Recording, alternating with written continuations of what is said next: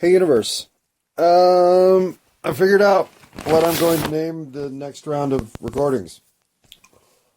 I'm going with... Wait, should I give you a multiple choice?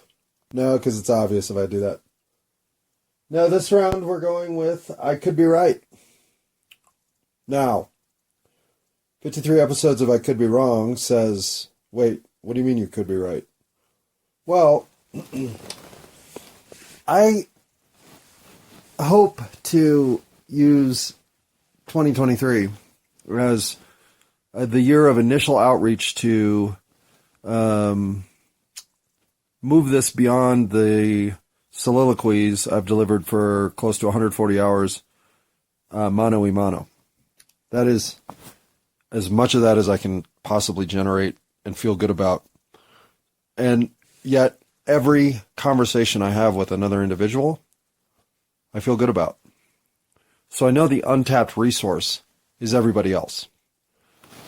I know that phase one was my establishing comfort in my own voice and method of outreach to a point of forgiving, understanding, and kind inclusion in a group of people all looking to make a better world.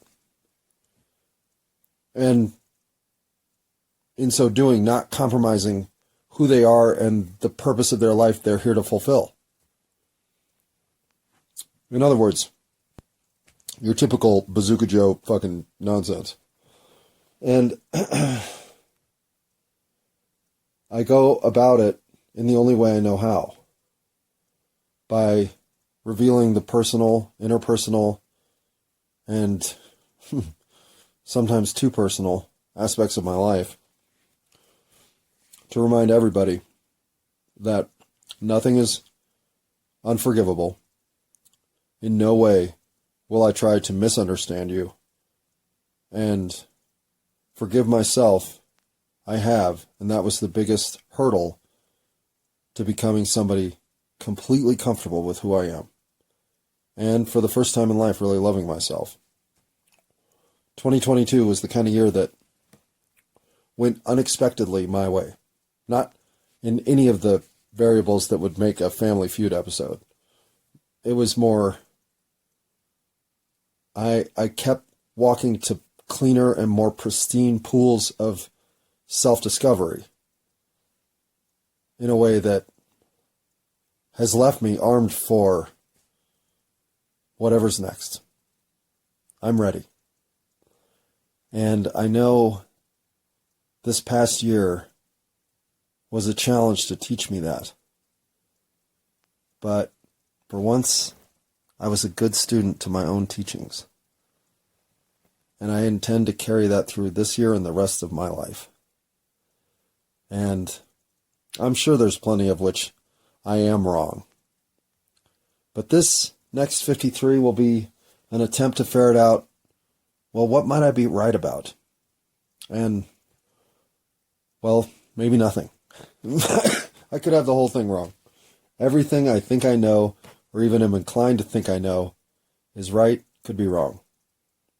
But in the interest of documenting a few things I said I'd get back to, here are some of those lyrics that let's just for now call this the look for the purple banana until they throw us in the truck segments. And in this first one, I was referencing the Bob Dylan song Like a Rolling Stone, although I think I called it How Does It Feel? Because me and Bob Dylan are tight. But this line has always aggravated me in the song. Hold on a second.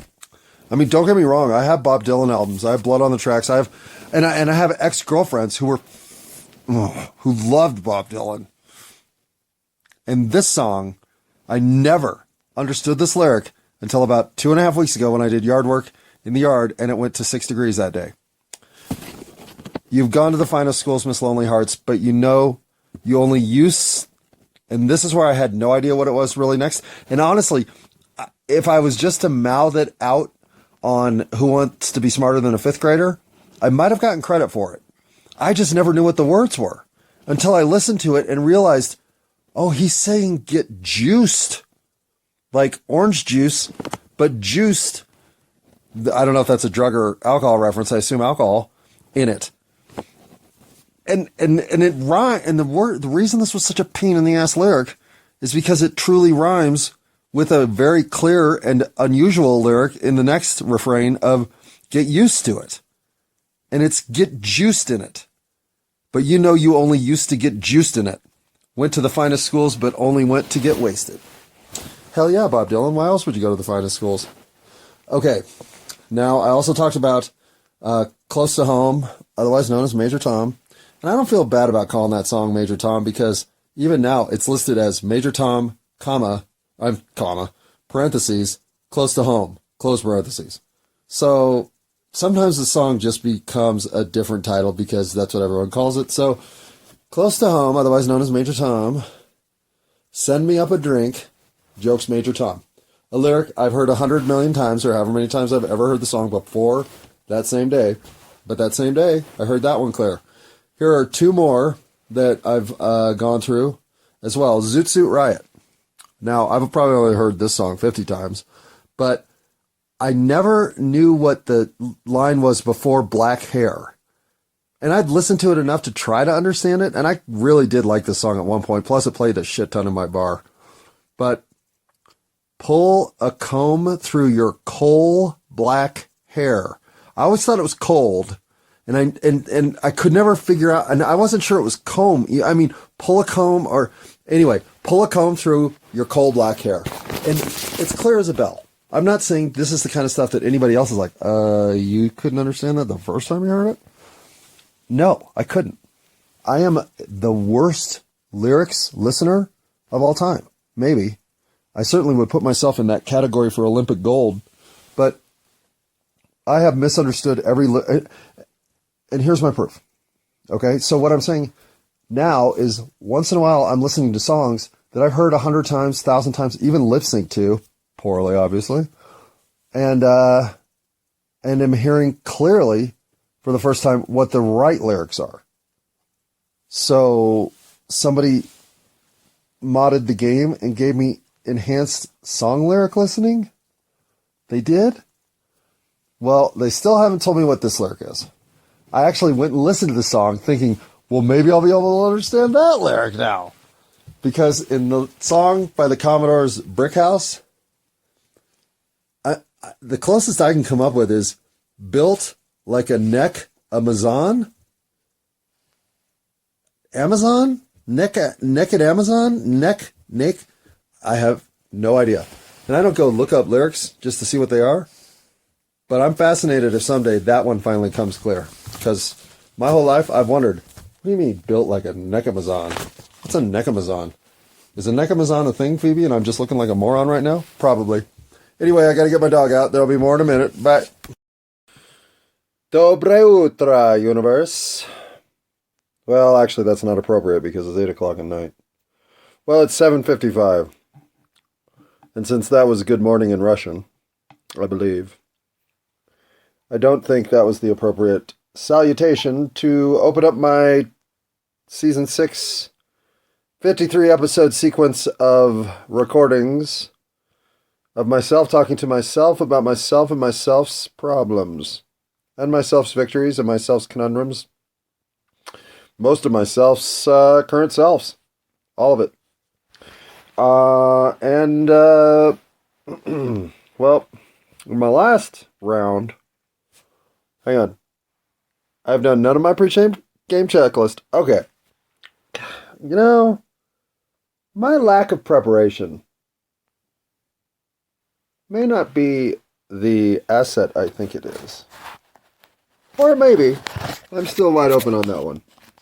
But I do know that putting the microphone here is going to help keep me from making gratuitous clickety-clackety. And no matter what, if you're listening to this, that is appreciated. You know what else is appreciated? Direct feedback. I am one who will overwhelm people. And I do it usually with ideas or concepts or, hey, have you ever thought about blank? And I don't mean to do it. I really don't. Well, in this one specific instance, I actually didn't. Well, I didn't mean to do it now, but I certainly intended to do it.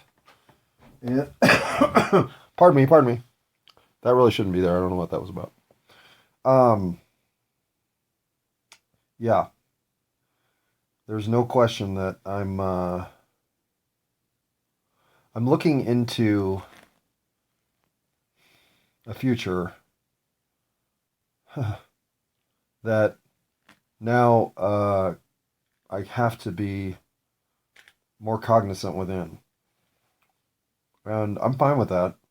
In fact, I welcome it. And not just fine with it, I embrace it. I'm I'm long overdue for the shot of decorum in the arm, that's for sure. But the one place that I can come to rest with anybody is in whoever is willing to track down the truth. Are you willing to look at a picture, decide what makes sense and what's absurd, and deal with what's absurd in a way that makes sense? If you are, well, then we are very much alike. I have no judgment. I have no outcome of which I'm trying to support with evidence gathered herein. There is no agenda for me.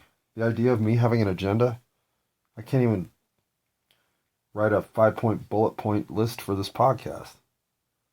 I do not have some sort of subliminally crafted message that's coming through in some unexpected form of marijuana integration.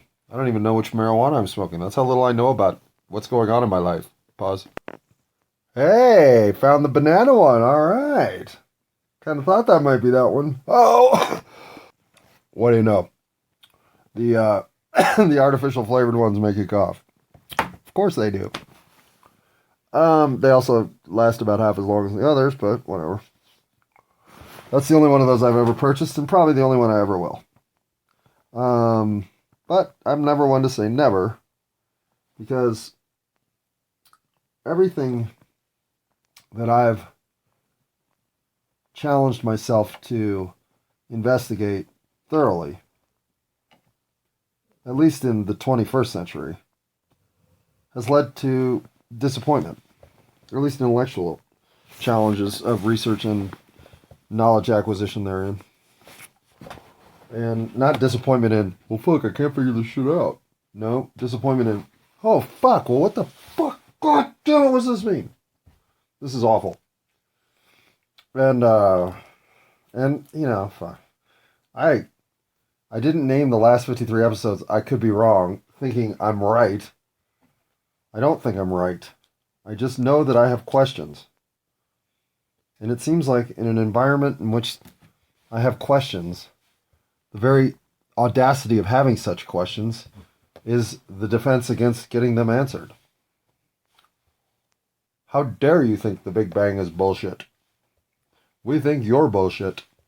Yeah, I know, I get it. I get it that the lithium problem isn't as severe for you as it is for me. Okay. You can live your life your way. I'm going to live my life my way. If the mathematics don't add up and the lithium observations are significantly off by a factor of 6, then I'm out. Just like I'm out if you tell me 2 plus 2 is now 4.375. Why? Why do we want to make 2 plus 2 4 3/8? Well, it's just what observational data is showing us and the math models are proving. So we know it's true. We haven't exactly acquired the science to catch up to it yet, but we know it's true. So from now on, when you do 2 plus 2, you got to put 4.375. Okay. So from now on, when we back engineer the amount of lithium, hydrogen, and helium that should be in our universe, thanks to the modeling of the Big Bang that is done through mathematic modeling, well, our observational model is way off. So maybe we'll call this, 4.375, Phoebe. Where did I come up with that number? Isn't that awfully much like the supposed age of the Earth? Are we just the 4 3/8 chord over here in the harmonic galaxy of electric energy? None of what I just said makes sense, nor does the Big Bang. And the problems with the Big Bang don't end there. The real problems with the Big Bang are some of the observational structures we're starting to discover that are impossible in the time frame allowed by the Big Bang. 13.6 billion years, or whatever the backflow of light origination into that wormhole slash singularity known as the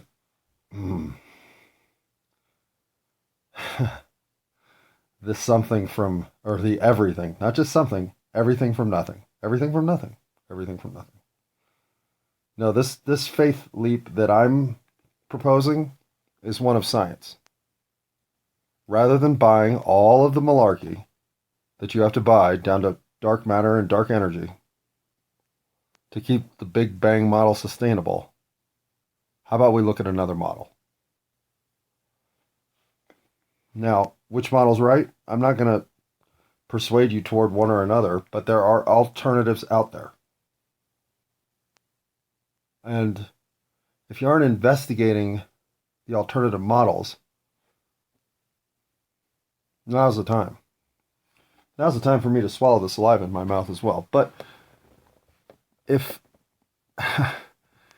if I want anything to occur from a level of communication that you may be sharing here right now, listening to this, it's that you walk away from this thinking, I have more to investigate. There's more out there for me to think about. I don't know if I've got it all figured out. In many ways, maybe I don't. I'm so comfortable living in those zones because I don't know how to get out of them. They're okay to be within, especially if nuggets of truth are what are falling your way to put you there. But bam, a little bit of truth. Oh, that's uncomfortable. I don't like it. That feels bad. I don't want to know that. But I do. So you start to associate it with other truth. You start to realize, fuck, if these are true, now I got to look at this. And once you look at that, well, the house of cards starts to tumble. And when it all falls down, you're left alone. Dismayed, frustrated, pissed off, and frankly, unmoored. You're just adrift. Well, those are unnecessary hurdles to cross, or crosses to bear, or bears to attack, or bears to cuddle, or bears to just go up to and say, hey, you want to be friends? Don't do that to a bear, because a bear's going to maul you, okay? Bears are friendly until they maul you, and then you're dead. So, friendly memories of bears, though you may have as you're being mauled, is it worth it? Probably not. But is it worth it to track down truth when it comes to things like the mathematics don't add up on the Big Bang? Well, fuck yeah, it is. Fuck yeah, it is. Fuck yeah, it is. Fuck yeah, it is. Oh, but math is hard and physics sucks and I hate astronomy and you're just talking about shit that nobody gives a shit about. Right. I am. And I'm talking about it because nobody gives a shit about it. You have to give a shit about this stuff. This is your place in the cosmic existence of manifestation on 8675309 Earth. You don't get to not give a shit about this. You're literally born to experience it. And to shrug it off like it's more important to watch some television show? Think about that. Seriously, think about that. You would rather watch a box screen version of life about fake life than think about the cosmic magnificence of your own life. Well, I could be wrong, but I'm going to spend a lot less time watching the Kardashians than I am thinking about the cosmic conundrums that exist in this 8675309 Earth. First of all, well, probably 13th of all if I'm adding them all up, but hang on. Okay. I got to rewrite my rules because my dog barfed all over the other ones. And I've never had a dog like ate my homework story, but this one's real. She literally the one thing she ruined were my fucking rules, and she ate them. Well, she ate like a corner of them, so they are destroyed. Should I go through my rules first, or should I do that last feed? No, let's do them now. Okay, I don't expect anyone to listen to this, so I don't have any inhibitions. I talk about whatever I want to talk about. Now, I don't besmirch. What was that? Oh, my Bluetooth speaker turned off. I don't besmirch those around me for any reason.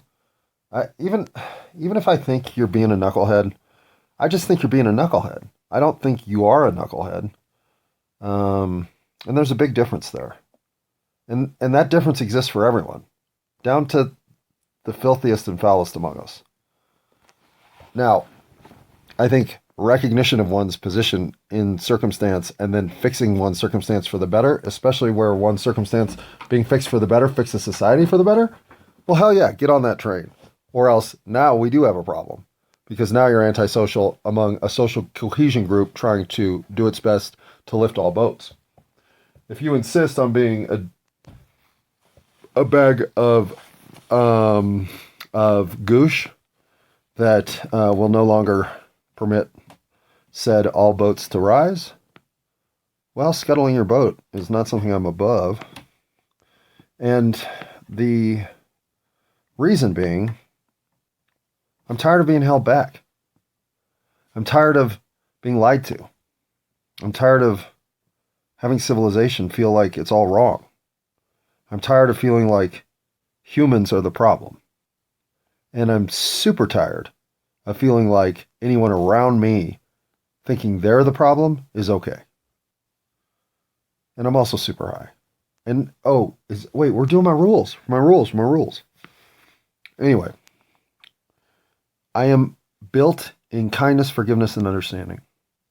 Those are my three main traits. And of course, suave, debonair, and cool.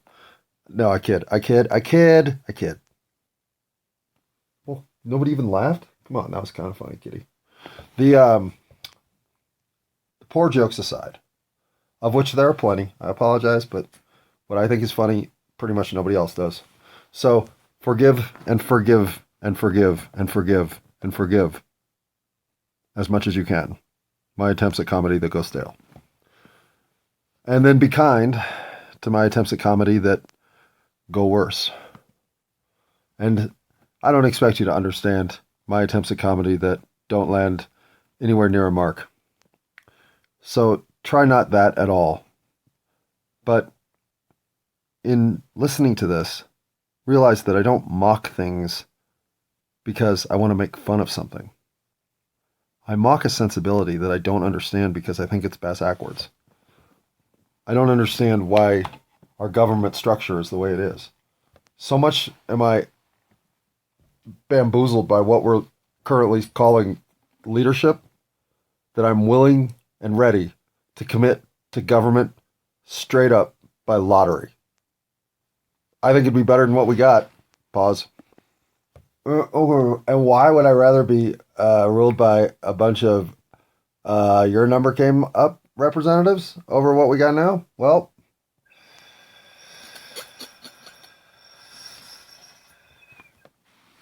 I'm not saying that people don't go to Washington or whatever form of government you're currently most succumbing to. Pause. The fact is that over the course of my lifetime, 53 years' time, and let's just say since the world wars, that 100 years that we are now at the end of, found industry, capital, energy, the paper industries like insurance, and government constantly entwining further and further until now they move as one solid mass. They are beholden to all of themselves in a way that is only truly undermined by the intelligence agencies like the CIA, the Mossad, or whoever. And I know this sounds like a bunch of conspiracy horseshit. It does. It really does. And that's fine. And don't believe me. Don't care. Don't think I'm wrong or think I'm a lunatic. It's all fine.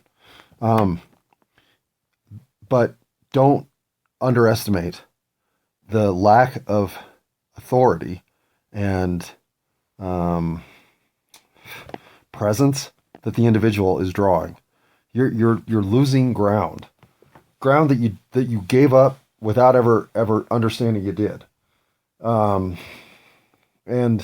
and what are you talking about? Gave up ground, man. I just bought a house and I got a place in the woods and I go hunting every month and or whatever, right? I don't know what your life's like, but you can claim ownership of a whole bunch of things that are going on and that you are in control of and were predestined to fulfill and make happen.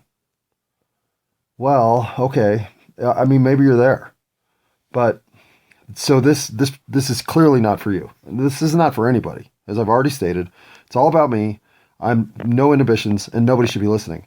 I swear my ass off. I snot, I snort, I do all kinds of foul body stuff, and my dog and cat are a nuisance. And at any time, it's possible I will use the word ironic incorrectly or correctly. It's just hard to know. I'm going to do one or the other, and now it's possible that incorrectly is the outcome. So those are the things that you should know to know also that I bring a solutions-oriented attitude. I am very self-aware in my analysis. It's my life and reflection on my decision-making and stupidity that is alive here. I'm not coming in to tell you how stupid I think the latest thing that happened on whatever show. I don't even know what those things are. I'm talking about the grandeur of universal life.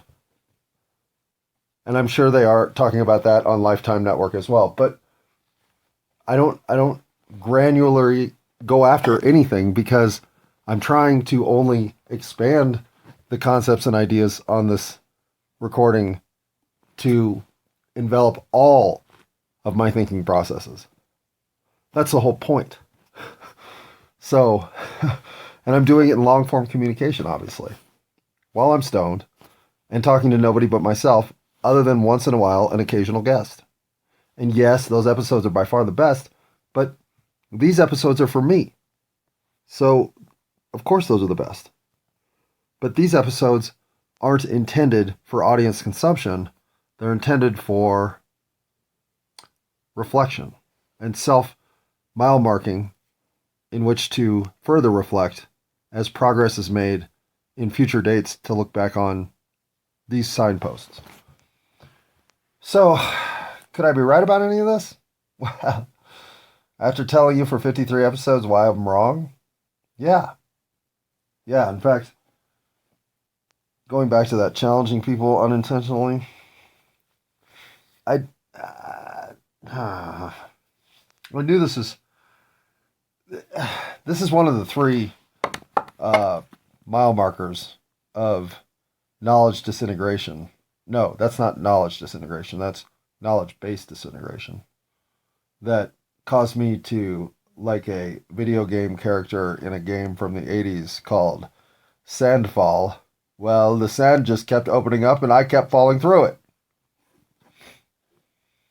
So now, is it fair to throw a rope up into that hole and say, hey, grab a rope, fall through some sand, let's see what happens?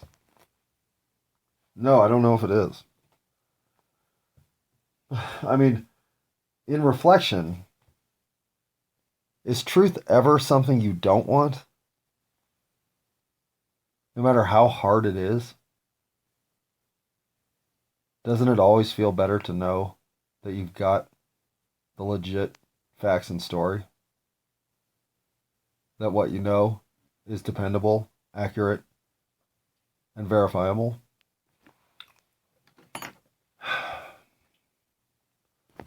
If you live in any other state of being, well, I mean, how do you proceed? What do you do? Who's your go-to resource for collaboration? Who do you trust? What's your method of verifying this, or that? How do you know what you know is what you know and not what somebody thinks they want you to know? How do you know it? Well, you know when you want to take a bong hit. I know that. And I could have ended it that way, but you know where I was? I was at 2150, which feels a little 21st century sitcom length. And I don't know if I can put bong on the RSS.com feed's podcast title mechanism. I probably can. I probably can put swear words in there, especially because I mark it all as explicit content. But this is clearly not intended for any audience that is not, well, cynical, nihilistic, anarchistic, defeated, pissed off, full of angst,